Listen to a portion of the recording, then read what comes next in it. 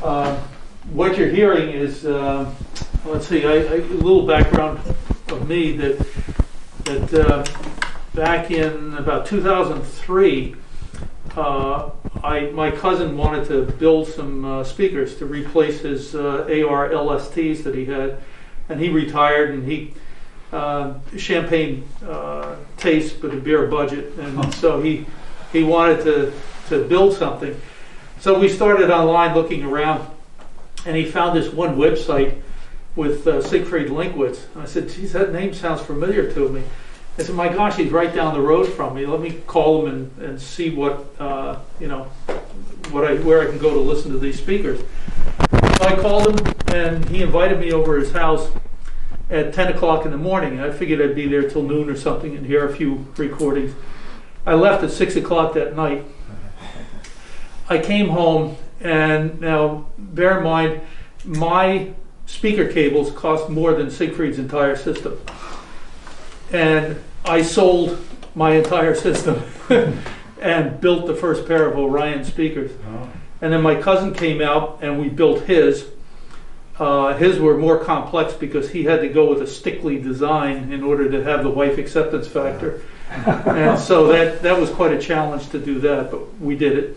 And there was a guy in Santa Rosa that got himself into trouble. He was listening to background music while he was trying to build his crossover, and he wasn't paying attention whether it was something with 68 ohms or 680 ohms, close enough, so I had to bail him out. And then I called Siegfried and I said, okay, Siegfried, I've done 3 of these now. I understand what's going on. So if somebody wants help or something, let me know. I'll be glad to help them. And he said, well, as a matter of fact, there are people that either don't have the tools or the time, the shop space, whatever, to build these things. If they ordered them from you, would you build them? And I said, sure. So I started building Orion speakers and then Pluto speakers, shipped them all over the world, about 100 pair, to Iceland. I mean, who ships to Iceland? Cyprus. Cyprus is a big audiophile community in Cyprus. Switzerland, Russia. I mean, so I was amazed. I then finally decided it was time for me to retire. So around 2015, now I had already done a number of audio shows. We did a number of Exponent shows in Rocky Mountain Audio Fest. And in Atlanta, John Atkinson gave us the best speaker sound in the show. The other best was a cartridge. So we got it for the speakers, though. And at that show, the piece that we listened to, and this supports what Frank was saying, was a recording that I had of Shostakovich's Symphony 15. And we put that on, and it takes 8 minutes to play the first passage of it. But that's what John Atkinson heard, and we were driving the speakers with Bryson 9B SST amplifiers, 2 of them, 5 channels each. And so we went from there up to New York and then continued on. But to emphasize what Frank was saying, I then, when I saw the label, because Siegfried liked this recording of Shostakovich, I saw the label, I went back and I got some Sibelius and Tchaikovsky and Prokofiev, or not Prokofiev, it was, oh, come on, brain. Scheherazade. Yeah, so I bought all of those, same label, same orchestra, same location, put them all on, tried them, none of them. The difference was the recording engineer. And so the one had a recording engineer that was not used by the other 3 recordings that I got. And all of the difference was in the miking of that symphony, that he did it so that it was really fantastic. And I can play that for you if you want to hear it. But I've got another record on now that is a strange record. It's old, kind of beaten up and that, but the reason I put it on is that we had a Phono stage shootout here some time ago. When was that? Juneteenth, actually. June? Yeah. Yeah, okay. So we had a Phono stage shootout. We brought in a bunch of Phono stages, and I was trying to find out what would you put on as a recording that you can listen to the same thing over and over again and be able to distinguish which phono stage. And, you know, do you want something with high frequency violins or, you know, super low bass or what? And I came out with this recording that I had purchased many years ago, back when I had my Wilson speakers. And it starts off, it's the Magic Cave is the translation of it. And it starts off with two people walking on a path. And they're walking on gravel. But what you pick up with your ears to distinguish the phono stages until we all finally selected the ones that we liked is how hard are the shoes that are walking on the gravel? How much can you hear the crinkling of the gravel versus somebody with sneakers walking on the gravel? There are a number of bells, little tiny bells that happen, and how much reverberation do you get from the sound of each one of those bells? There's I thought it was a bird, but it was somebody suggested no, it's not a bird, it's a bat. There'll be a frog that will croak over here, and then a bat or a bird flies up in that direction, and you can hear the wings of this creature. And then as we went from phono stage to phono stage, each one had its own ability to differentiate these sounds, and then everybody picked the ones that they liked from there. It was a lot of fun. It was a good experience. So I put the record on so you can hear what we were listening to. It's fidelity-wise, it's not the greatest, but it served the purpose to be able to show the advantages of each one of the phono stages. Watch out for the bot.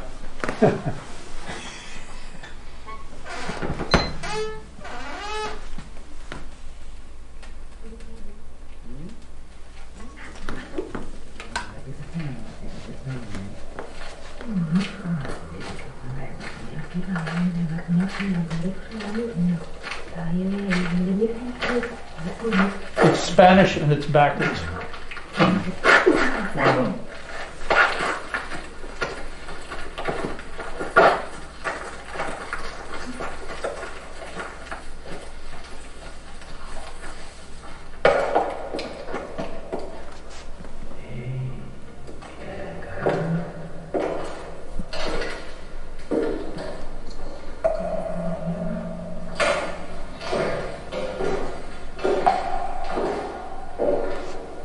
Simulated water droplets.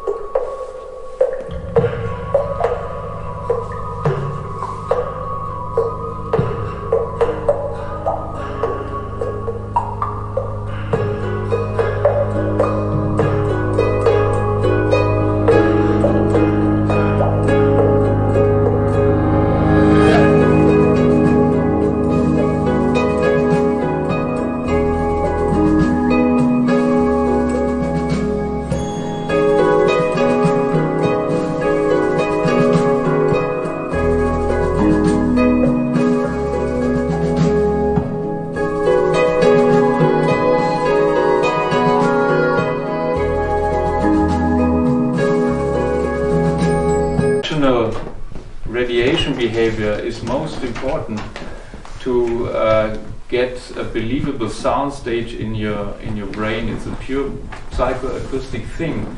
This sound stage is not here, and the wave being propagated through the room are surely different than what you have if a live band was playing here. So the challenge is to pick that live stream up, or a small portion of it, exactly where the head of the microphone is located, and then store it on a record or on a CD or whatsoever, or digitally, and then when reproducing out of this sample that has been taken from a spot, a stereo sample at a small spot, making it being radiated in a room, in a reflective room, in a way that your brain is making you believe that the band is playing here, and that the speakers are taken out of the equation totally, so that you're wondering what the speaker's purpose is in that room, because the band is playing here and you cannot point on those if the recording is done sensibly. First point, the radiation pattern is totally different from a box speaker. A box speaker, if you turn it around, you hear bass. If you let it face to you, you hear the normal flat on frequency response. That's called the directivity of the speaker is going up in with the frequency. So the more you go up in frequency, the more directive the speaker is going to radiate. The bass, as we saw, is an omnipole, is radiating with the same intensity in every direction, more or less.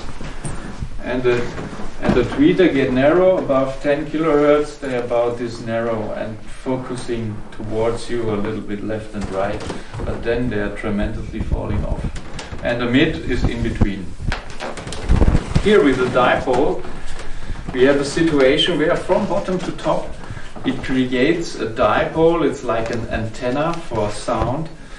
It's a figure of 8. So essentially, we could turn the speaker around, both speakers around, and we would hear the same thing. I have it placed in my own house between the living room and the dining room. When I sit in the living room, I hear the band playing in the dining room, and when I'm sitting at the dining table, the band plays in the living room.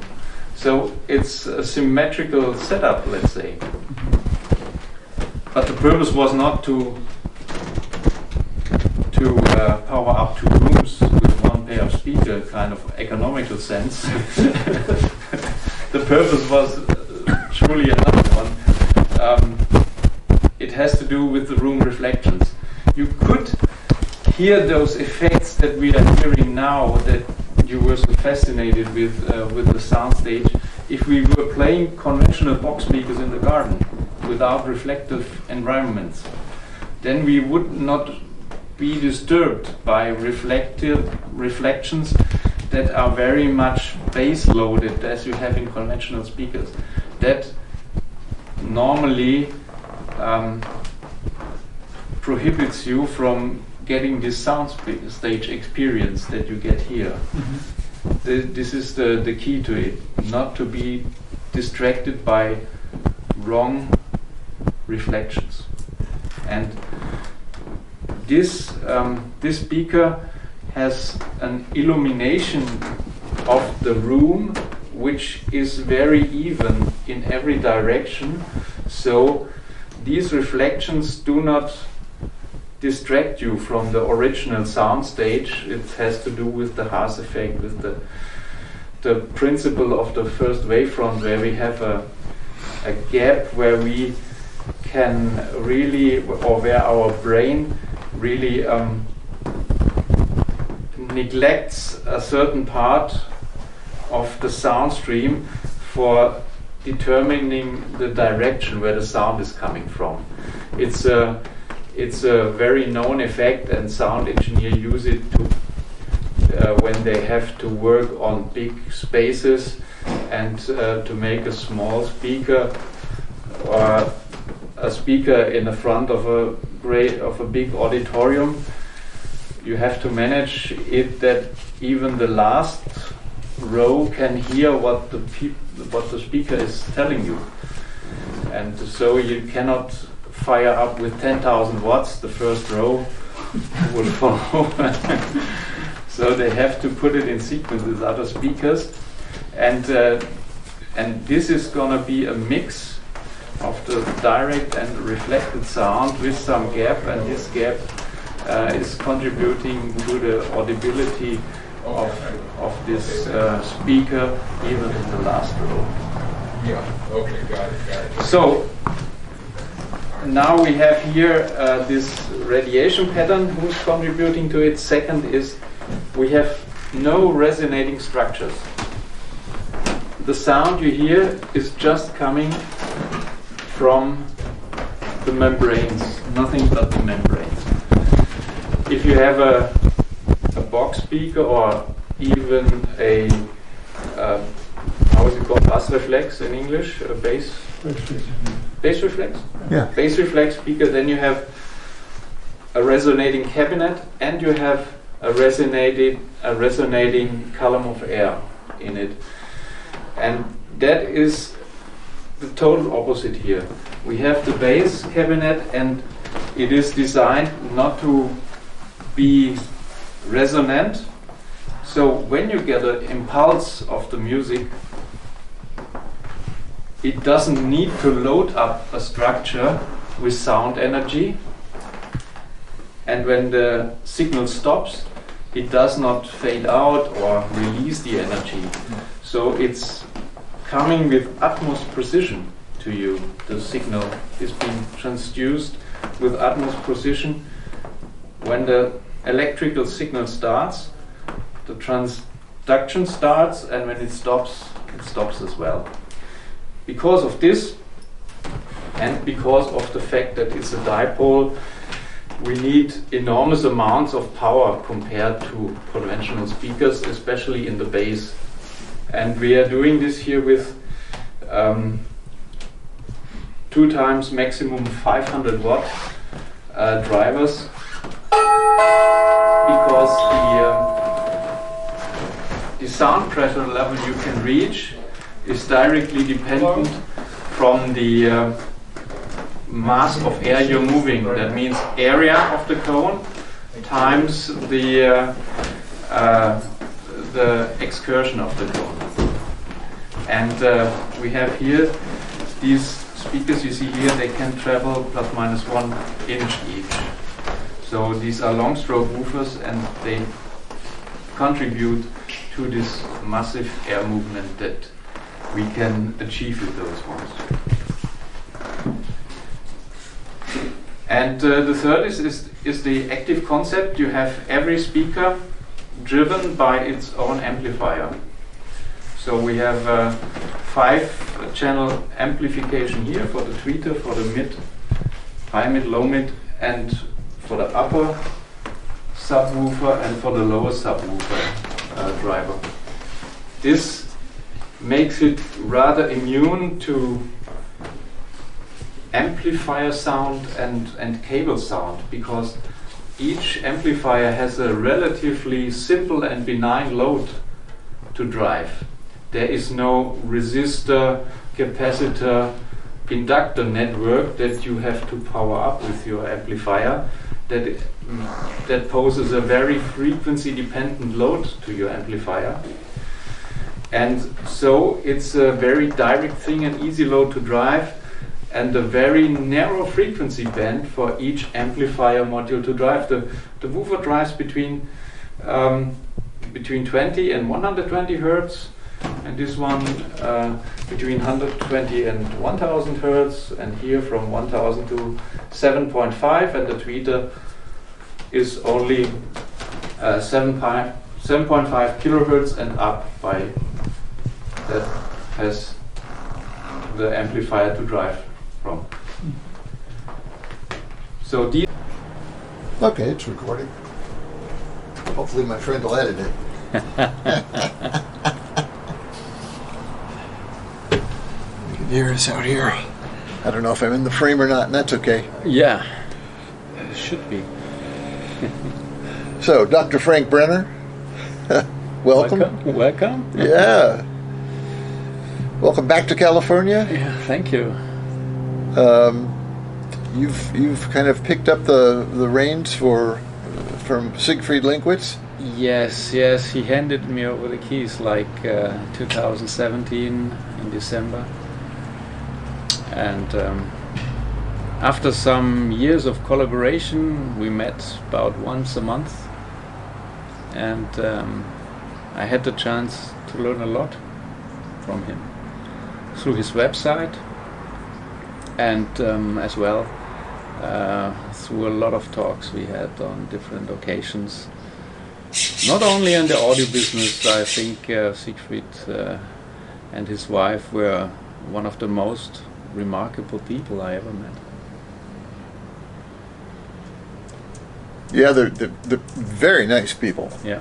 Very, very nice, very down to earth. And Siegfried, I would read his website, and it's all up here for me, you know. Yeah. But when I heard the results for the first time, I was dumbfounded that speakers could do that phantom image. Yeah. I always loved imaging, Yeah. and you know, I felt like at times I was straining to hear it. Yeah. And with Siegfried speakers, there's no straining. No. They're wonderful. They're It's wonderful. difficult not to hear it. You're right. Yeah. Yeah. It is. So you've made some changes to the LX521, Yeah. and you're selling that kind of along the lines of what Siegfried did in terms of you can get a kit, Yeah. or you can buy a complete back end, Or you could buy just the plans if you like. or just the plans. Yeah, Right. and right. and source all the stuff from the supplier of the drivers and from a local carpenter or True. Yeah, Workshop. I've learned that my skills are kind of waning in terms of doing woodwork, and Yeah. they were never great anyway. But I learned that I've got a cabinet shop in town that Yeah, does just yeah. masterful. yeah. You ask them to do anything, and they understand it, Yeah, and they do it, and it's really reasonable. That was exactly the way this business started. I built the speakers myself. It was the first pair after Siegfried's, and I put them up in our living room. And my wife said they're not gonna last till Christmas here. Christmas was 2 weeks away by then. Yeah. And so I looked for a nicer making of the drivers, and I looked up the carpenter that I used to work with to build the furniture for the house, and he is one of the guys that doesn't say, "Oh, we never did this. How should this work?" Then Right. he said, "This is gonna work. I don't know how yet, but it will work in the end." So I love to work with such people. Yes.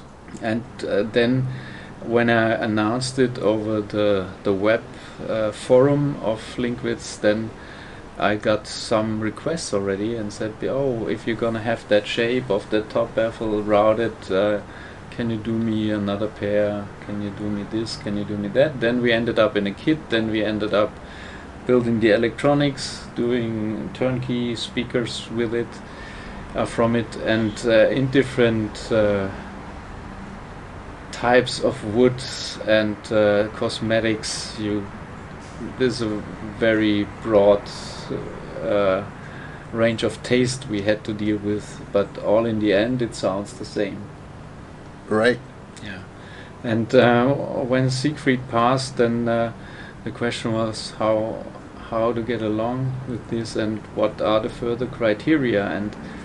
And during the pandemic I was in kind of a 2-year sabbatical right now from my work as pilot, and I had the time to dig deep into his website and his thoughts and read other books, how to deal with sound, Floyd tool, and so on and so on. Right. And the thing is to pursue different targets at the same time without compromising at the wrong part. And the part I addressed here was the phase coherence between the drivers with this upgrade, and also the intermediate, the harmonic and the intermediate distortion between in those drivers resulting from their motor and their phase, their radiation and their resonances of the cone.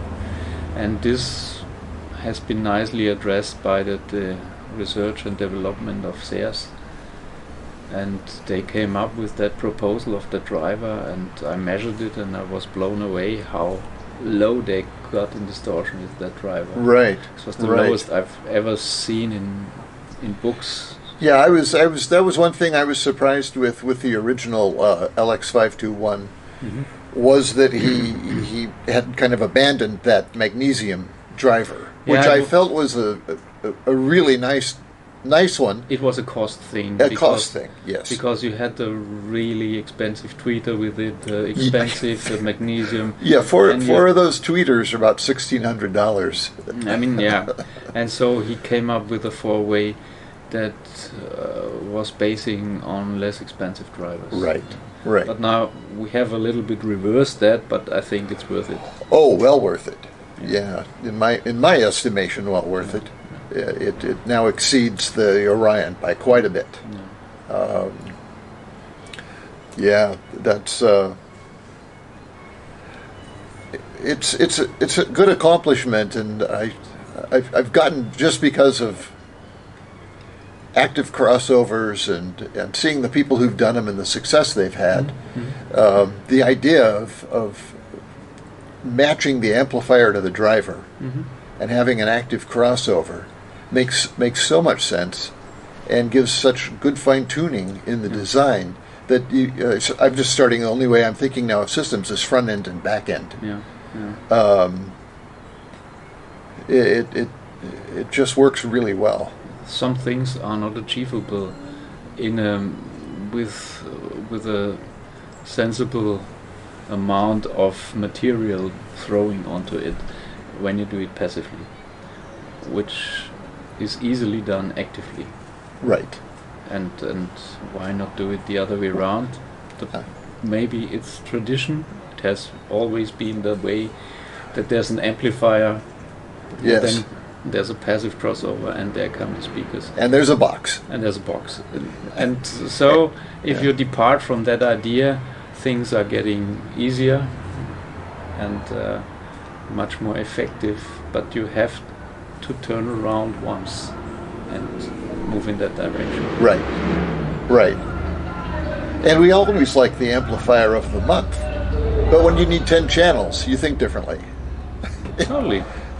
I mean, yeah, amplifier technology has so much evolved over the last years, or the last decades, you can say. So, of course, you can always make things better, but the increments are getting smaller and smaller in the amplifier business.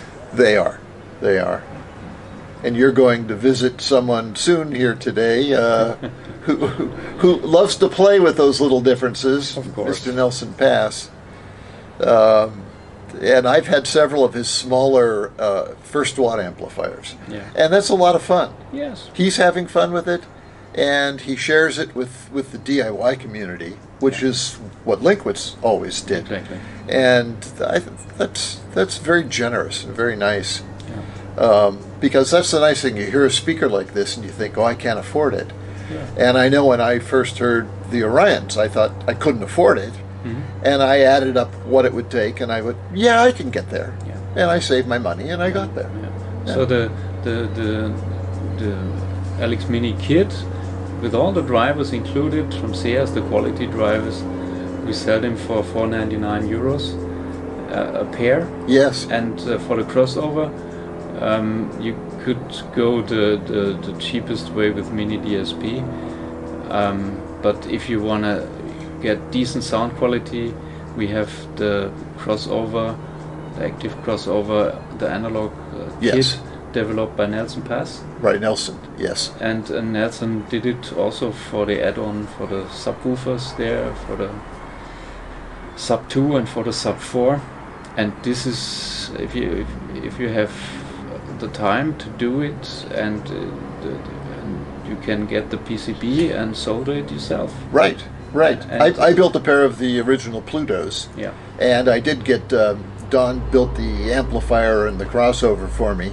Yeah. But the rest was just a lot of fun. It's to figure out how to paint a cylinder and get a good coat on it. It's not odd and Exactly. And I mean, it's by far the biggest bang for the buck. You can Oh, get. and the sound is amazing. Yeah. I remember A-Bing those with the Orions at Siegfried Linkwitz's house. Yeah. And he said, "Are you lost yet? Do you know which speaker you're listening to?" And I said, "Yeah, I think so. But you're right; they're very voiced, very close. similarly."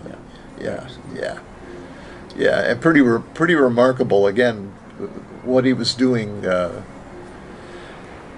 I having seen what you've done with the LX Mini, Mm-hmm. I really think you've done some great things with the shape of it Yeah. by giving it a little bit of style and not Yeah. just looking like a plumbing pipe. Yeah, that was really the motivation to do something with the look of it without changing the acoustics, and that meant in the first place keeping the length and the volume of the tube constant, and make it You're a lapdog. make it slimmer in the front aspect. And then it was the first thing to make is its shape from a circle to an ellipse. Right. Phew. Cody, why don't you Cody, get down? Go down. Get down. You're not a lapdog. You're about 70 pounds too big. Yes, and then we thought this was no more a do-it-yourself speaker then, No, so we no. had two product lines, which was Right. Now you're going to come was and the see kit, me? Oh, you're so nice, Cody. which is optimized for lowest cost and best quality for the drivers. And then we have the turnkey system, which is optimized for the sound is the same, but for also Right. taking care of the aesthetics. Yes. Well, I want to say congratulations. I'm sold, and I'm gonna go punch my numbers into the website and get this started. Yeah. Don't forget the cascaded crossover. It's really Yes. one of the parts that does a great contribution to the improvement. Now, I thought in the first place that it wouldn't be that big, but when listening to it, I found that it's really quite a big improvement with taking care of the phase and doing it the way Siegfried already described it on his website, Right. but he didn't fulfill it in his own design. So I had the motivation to go that way and bring it there where he wanted to have it. Well, it Himself. certainly is excellent, because living with the Orions now for 15 years, I hear the difference, and it's amazing.